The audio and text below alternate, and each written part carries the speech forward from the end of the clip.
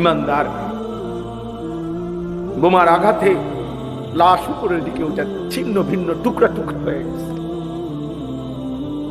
এ যেন আরেক হামজা, এ যেন কি উহুদের সেই আমির হামজা, যার লাশকে টুকরা টুকরা করছিল।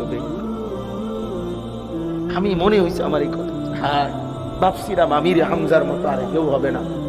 আজ আমার ফিলিস্তিনের শহীদ আবারও সেই উহুদের নবীর চাচা আমির হামজার, আমার তো মনে হয় ওই শহীদকে, উহুদের শহীদ আমির হামজা সালাম আমার সাথে, আমি তোকে নিয়ে জান্নাতে দাঁড়াবো, আমি তোকে নিয়ে হাসরের ময়দানে।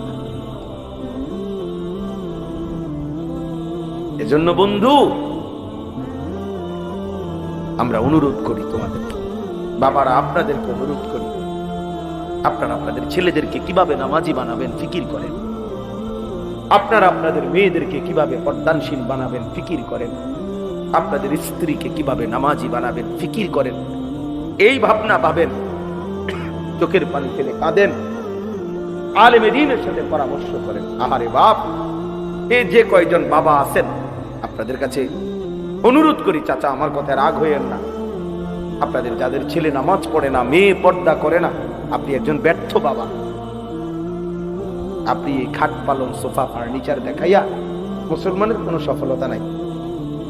একজন মুসলমান শুধু তার 60 বছরের পরে এই বাড়ি দেখাইলো, বিল্ডিং দেখাইলো, 10 শতক জমি দেখাইলো, সোফা ফার্নিচার দেখাইলো, এর মধ্যে মুসলমানের জন্য কমপক্ষে যাররা পরিমাণ কোনো কি নাই, কৃতিত্ব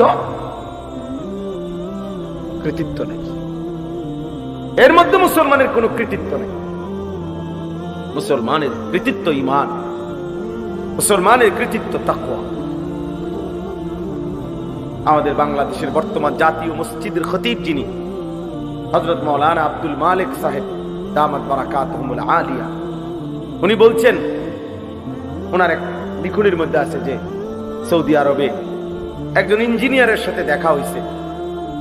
তো ওই ইঞ্জিনিয়ার সাহেব বলছে, হুজুর আজকে 70 বছর যাবত আমাদের ফ্যামিলির ঐতিহ্য, ওই ইঞ্জিনিয়ার আরব দেশের, যে আজকে 70 বছর যাবত আমাদের ফ্যামিলির ঐতিহ্য যে এই ফ্যামিলির ছেলে মেয়ে যেই এই পৃথিবীতে ভূমিষ্ঠ হয়েছে, এমন প্রত্যেকেই আমাদের ফ্যামিলির গত 70 বছরের সকলেই হাফেজ।